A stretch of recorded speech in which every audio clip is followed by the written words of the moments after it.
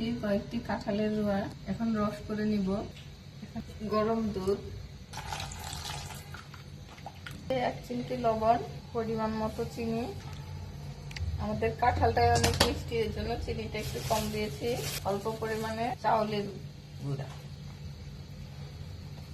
আমি একটু নরমই রাখবো, শক্ত করবো না। তেল গরম হয়েছে কিনা এখন দিব।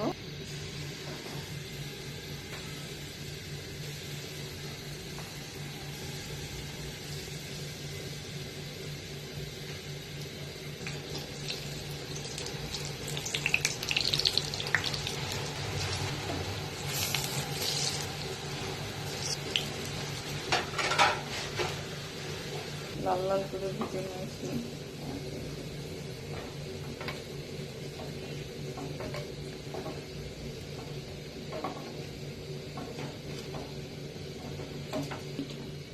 এগুলো এখন আমি ভেঙে দেখাচ্ছি কেমন হয়েছে।